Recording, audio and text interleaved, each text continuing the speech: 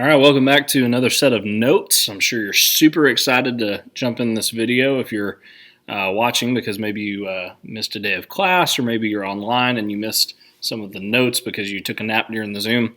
Whatever the case might be, I'm happy to put this video together for you as we go back over the notes for Unit 5, which is on government. As you see here, and I love that little graphic that's down below in the right-hand corner. I don't know why. When I looked up gifts for national government, state government, that's one of the only things that came up. So there you go. We're going to jump into these notes. We're going to take a look at how the federal government, the state government, and the local government all work together. There's not one that's more important than the other necessarily. Each one of them plays an integral part of how our democracy works, with where we get our rights, with how we function on a day-to-day basis, even getting down to things like the roads that we drive on, the schools that we go to, and how all those things are impacted by all three of these governments. And so we're going to take a look at how they all intertwine.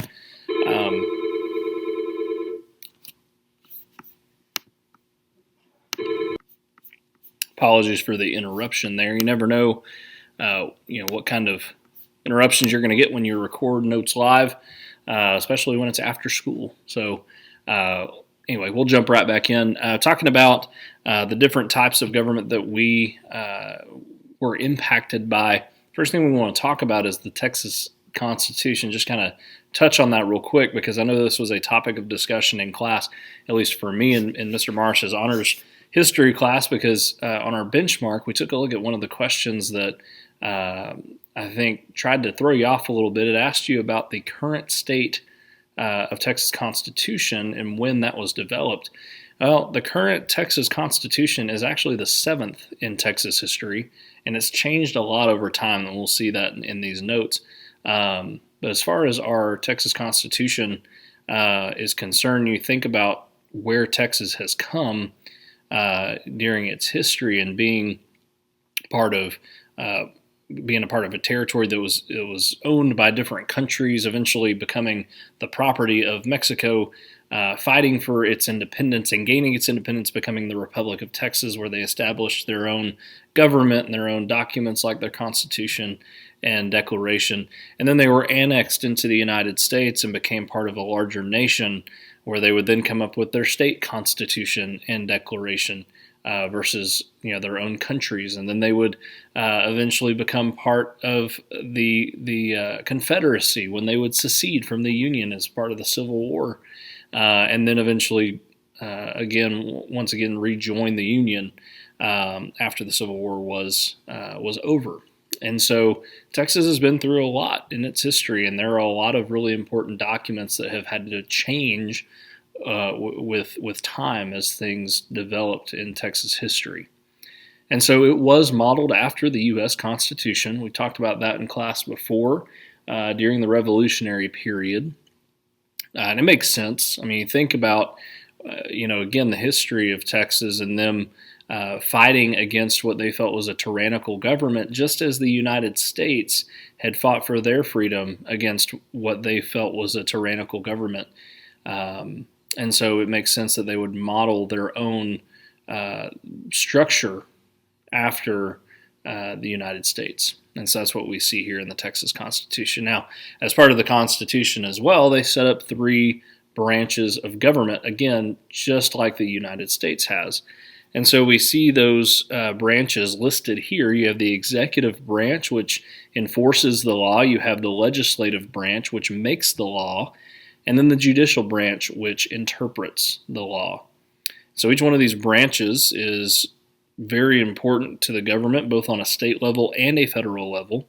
I wouldn't say that there is one that was more important than the other, but it is important that we have all 3 so that they're able to keep each other in check. And that's what we see on this slide, this idea of checks and balances, and you've probably heard that term before.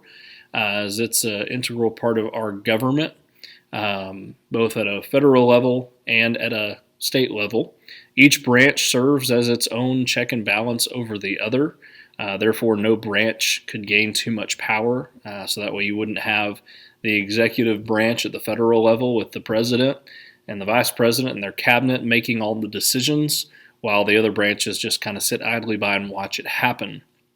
That's why at the state level, the governor and lieutenant governor and their cabinet, again, don't make those decisions that affect everyone's lives without representation of the people that are a part of that state and a part of that nation.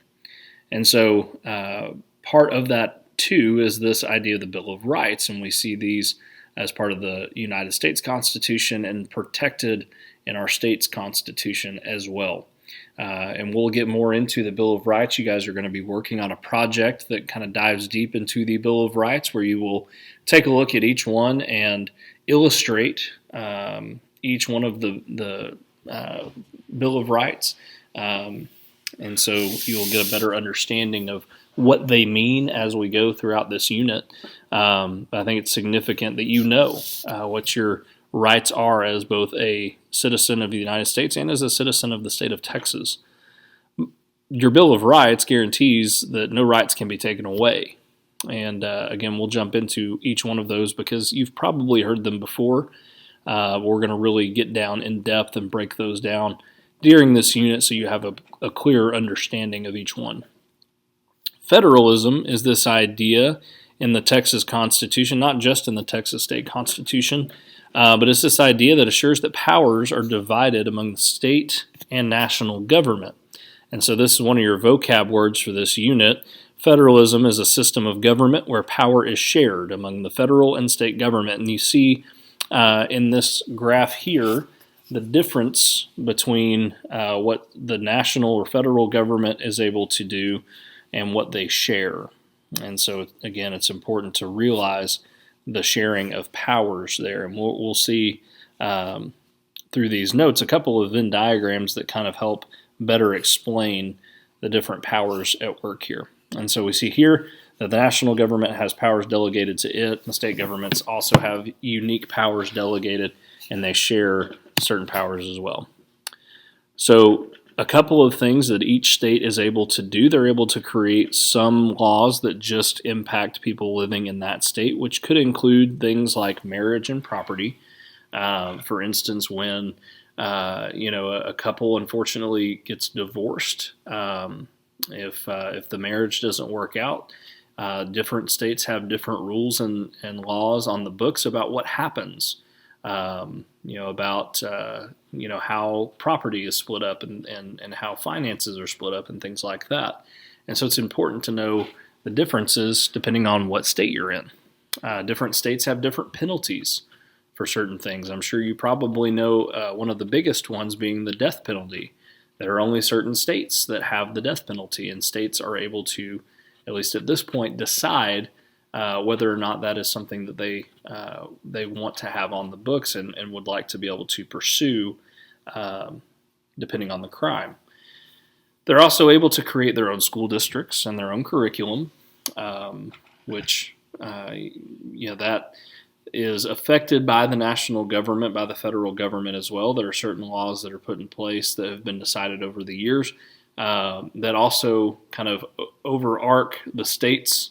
But as far as the federal government is concerned, they don't come in and dictate what happens in the state's school districts. That is completely up to the state.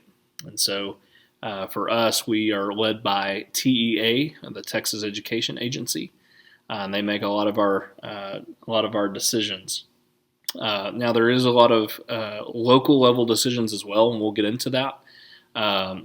For every individual school board, the state may only make recommendations, and then each local school district makes the ultimate decision for what's best for their local community. Like I said, we'll get more into that later. They're also able to set minimum ages for things like driver's licenses or even getting married. Different states have different rules about things like that. States can't do some of these things. They can't create their own money. That's something that's run by the Federal Reserve. Otherwise, it would just be a mess. I mean, you can imagine, especially as you go through some of the smaller states, if each one of the states had their own currency, it'd be really hard to keep up with. And I'm sure if you've ever traveled internationally or know someone that has, it can be difficult to kind of keep up with each one of each country's currency, much less if you're having to travel through each state and with an exchange rate and everything you'd have to deal with different currencies.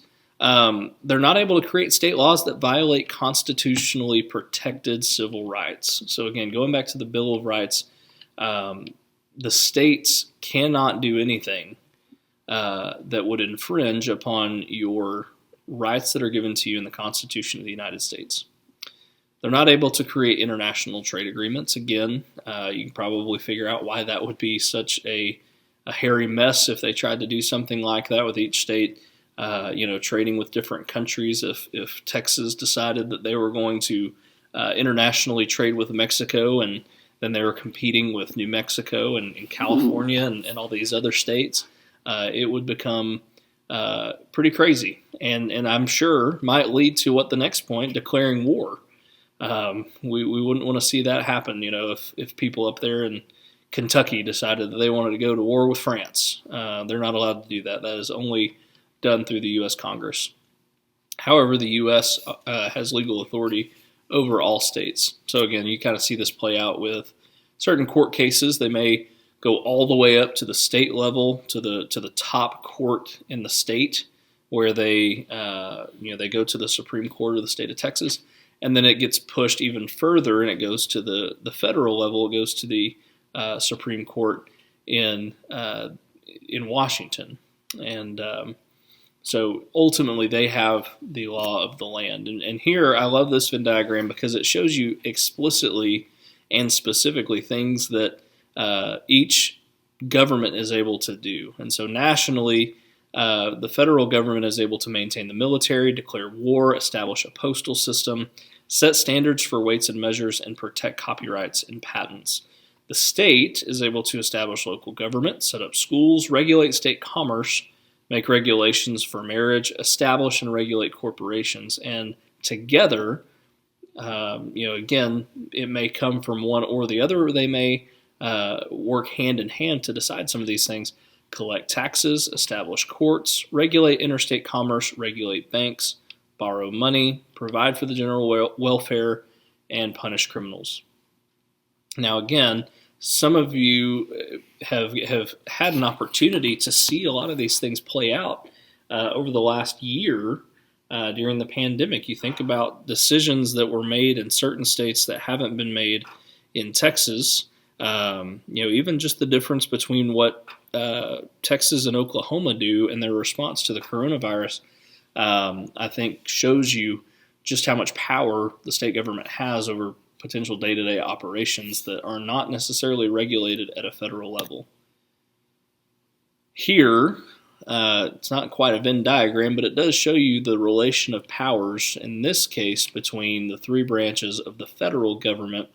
And, as you look at this chart, you can kind of picture the state government in the same form and fashion. Some of the titles are different, but essentially in the state of Texas, it works about the same. So in the executive branch, instead of the top being the president, you have the governor of the state of Texas. But even so, I think it's beneficial to take a look at this from a federal level. The differences between the two. The executive branch, and we've seen this again over the last couple of years, if you pay attention to what's happening on the news, that the executive branch has the power to appoint judges. We've seen 2 that have been appointed in President Trump's time in office. They have the ability to pardon, which, again, pretty famously, there have been folks pardoned both in President Trump's time in office and President Obama's, just in the 2 recent presidents. You can go back and take a look at different people that they've pardoned. They have the ability to do that. And you see, kind of going back the other way, the judicial branch can declare presidential acts unconstitutional. And so if a decision is made, especially if it's an executive order, which is something the president signs into law, and enacts a executive order, let's say it was unconstitutional, the judicial branch could come in and overturn it. And make it useless, essentially. Going over to the Congress from the judicial branch, they can declare laws unconstitutional once again. That's the main job of the judicial branch, is to kind of keep the law of the land in place to make sure no one's constitutional rights are violated, even if it's through another branch of the government. The Congress, they're able to approve the federal judges, so the executive branch may appoint, they may put someone out there to become a judge, but they have to go through the Congress to be put on the judicial branch. They can also impeach. They have the ability to do that. It has to come through a vote. They can also override vetoes with a 2/3 vote. And the president, kind of going back the other direction, in the executive branch, they have the power to veto bills and laws as well. So again, we see the same thing take place in the state of Texas. You just change around some of those titles. So again, this kind of gives you a little visual there of the cooperative nature of federalism between state and federal governments. Again, kind of going back to the idea of checks and balances, the idea of separation of powers. You have a division of basic government roles into branches. Texas and the U.S. government have 3 branches. Each branch has specific power that others do not have. And some powers, again, are shared, because that buzzword that we're going to probably hear a couple times in these notes, federalism. Individual rights, civil liberties, and personal privileges guaranteed to citizens and protected by the Texas Bill of Rights. Rights are inalienable, meaning that they cannot be revoked, removed, or violated. Rights may be violated or abused if we aren't careful. So again, it's really important to have that checks and balances system in place to ensure that each individual freedom is protected. And again, you look at those examples in the Texas Bill of Rights that are echoed from the U.S. Bill of Rights, things like your freedom of speech, things like the freedom of the press, freedom of religion, all important freedoms, and not all of them. There are certainly more. But when we think about the Bill of Rights, those are some of the first ones that come to mind, or maybe some of the ones that are most familiar.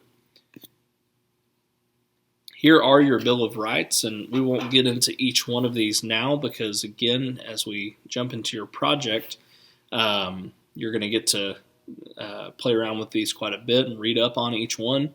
But your first amendment, your first part of the Bill of Rights, freedom of religion, speech, and press, right to petition and to peaceably assemble.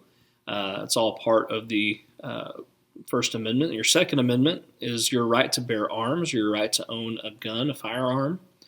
And again, certain states are different than others. In each state, you have to follow certain rules and guidelines in order to carry weapons. But each state is different and has the ability to create laws and put laws on the books that impact the Second Amendment, as long as they don't overreach and violate someone's constitutional rights. Amendment number 3, no quartering soldiers, in other words, no keeping soldiers within the home during times of war, especially during the Revolutionary period. Soldiers were able to just come in and overtake someone's property and live there. Based on our Constitution, that is no longer something that someone would have to be subjected to. That is against your constitutional rights. The government can't come in and force you to house soldiers. Number 4, Amendment number 4, no legal search and seizures. No one can barge into your home without a search warrant, and we see that played out if you've ever watched those police shows, or even it's kind of mocked on cartoons and things. About you have to have a warrant to come into my house, or you have to have permission to be on my property. No one can just bust into your home and start searching and taking things. Especially if it were for a court case without some type of warrant. There has to be some kind of cause for them to have come into your home. Due process, again, as far as court is concerned, you can't testify against yourself. That's not something you have to do. You can plead. It's called pleading the fifth, which means that you can refrain from talking if you so choose. That's why when you are arrested, which hopefully you never have to experience. You're read your Miranda rights, where they tell you that you can choose to stay silent if you would like. You can have an attorney present. That is your right. And there's no double jeopardy. You've probably heard that as well. There's no being tried for the same crime twice when a decision has been made. So, if you're found not guilty by a jury and the lawyer on the other side doesn't like that decision, he can't bring you back to court just because he disagrees with the decision and try you for the exact same thing. You're also guaranteed your right to a speedy trial, so it doesn't necessarily get strung out over years and years and years. Now, sometimes there are cases that, because they're working their way through the judicial system, they may start at the state level and end up on a national level. And so because of that, it may take more time because there are a lot of cases out there. But you're not going to get thrown in jail and sit there for the rest of your life waiting on a trial. Eventually, within reason, your trial date will come and you'll have an opportunity to have a fair trial. We'll get into number 7 because just saying up there $20 is difficult to explain here. So we'll get into more of that later. Number 8, no cruel and unusual punishment, no excessive bail. They can't punish you in a way that would be inappropriate for the crime that you've committed. If you stole a pack of gum from the convenience store, you're not going to be put in the electric chair. Again, number 9, I'll explain more later in class as we do our project because there's some nuances that I want to get into with that one. And then number 10 guarantees states' rights. We're going to skip past some of these for right now because we're going to be going over them once again in class. The U.S. Constitution, the Bill of Rights, has added amendments. The first 10 are known as your Bill of Rights, but they've obviously added to them over time. The Constitution of the United States has been amended 27 times, and you see the difference between the U.S. and state constitution. The state constitution has been amended more than 470 times. That's a big difference. Amending the Texas state constitution, here's the process. It requires 3 steps. A member of the legislature proposes an amendment. You have to have 2/3 majority of both houses. The legislature must vote in favor of a proposed amendment, and then the amendment must win support from a majority of voters.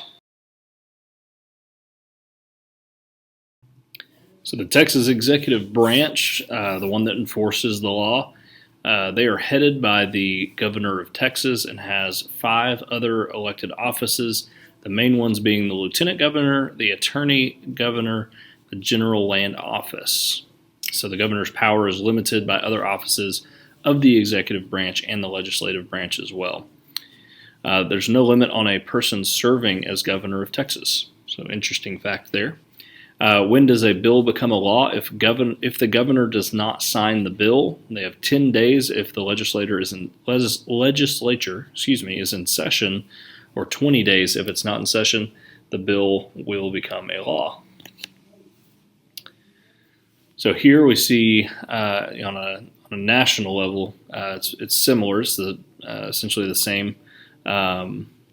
The president and the governor both have the right to veto bills from the legislature. For the governor, in this case the Texas legislature, they're able to appoint members of the Board of Pardons and Paroles, propose a budget, and call for special sessions if needed.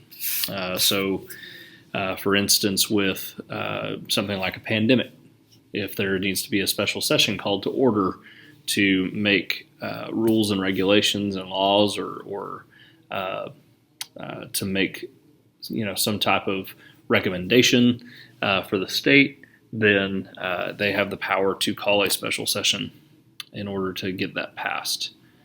And this picture might look somewhat familiar because with the news as I'm recording this video of the U.S. Capitol being breached. There's been a lot of footage of the actual Capitol, and this being one of the rooms that has been captured a lot over the last few days in the House of Representatives and the Senate of the federal government. But the Texas legislative branch, they're the ones that make the laws.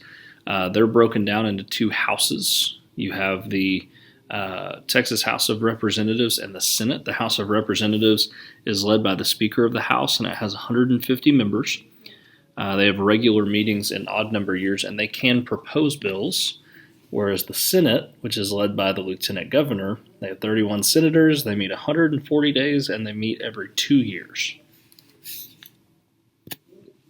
The judicial branch, the branch that interprets the law, they're made up of the court systems, made up by the court systems, I guess I should say. Judges are elected by the citizens of Texas. That's always something that is on our ballots. Positions like judges and sheriffs and constables and positions like that are always seeming to be on the ballot. But judges are elected and put in positions by the citizens of Texas. There are many levels to the court system in Texas that are broken down here in this graphic, where you start at the municipal court and justice of the peace, and then it goes to the county and special court, then to the district court, the court of appeals, and then it will either go to criminal appeals or the Texas Supreme Court. And then after, if nothing can be decided or if it gets overturned, it may get sent to the Supreme Court and the federal government. The municipal government in Texas, they provide police and fire protection for their residents. Pretty cool police car there. Haven't seen any of those in Denison, but the judicial branch interprets the laws so Texas citizens directly participate in their state's criminal justice system by serving on juries. At some point after you turn 18, you'll start getting those jury summons letters in the mail. It is something that you do as part of your civic duty. And honestly, it's an interesting process. I'm sure after serving on a jury over the course of the years, it probably gets old. But I know I went to my first jury hearing back, I guess it was about a year ago, right before school started. And it was definitely an interesting process. I had never served on a jury before, and I wasn't selected, but I kind of made it to the second round in the jury pool before the lawyers select their jury. And it was definitely an interesting process. And so it's definitely one of those things that I'd encourage everyone to go be a part of at least one time before, life gets in the way. Sometimes, when you're in college, you get out of going to jury duty if you have a dependent, whether an elderly relative that you're taking care of or a child that you don't have regular daycare for. Sometimes you miss out on jury duty, but at some point you'll have an opportunity to do it, and it's definitely an interesting process. I'd encourage you even to go sit in on a trial at some point if you're able to, maybe once all the coronavirus stuff is over. But it's always just a fascinating process, see how it all works. Popular sovereignty forms the basis of both the Texas and U.S. governments. So this principle asserts that all political power comes from the people. Its purpose is to serve Texans, protect individual rights, and to promote the common good. And I think here, just being reminded of the fact that you are represented. You vote for the people that go on your behalf, both in the state of Texas. You send people to the Texas Senate, the Texas House to represent you. You vote on those positions of power to do what you have voted them to do. And so, I'll always tell students you can't complain about the outcome of an election if you don't vote. And while you're not old enough to vote yet, you will be one day. And it is definitely a privilege, and it's it is your right, but it is I think a blessing that you have the opportunity to share your voice in that way. So looking at the Texas Constitution and the U.S. Constitution, again, the Texas Constitution being modeled after the U.S. Constitution, the things they have in common, separation of powers, checks and balances, and the Bill of Rights. And that's it. That's our Unit 5 notes. Not a whole lot to it as we kind of dive back into some projects and things over this unit. I'm looking forward to kind of breaking down some of the more nuanced points of our government, looking at more in depth at the Bill of Rights. And so it's going to be a good unit if you're here in class with us, and if you're online as well. So that's where I'll leave you. Thanks for joining us for these notes today, and we'll see you next time.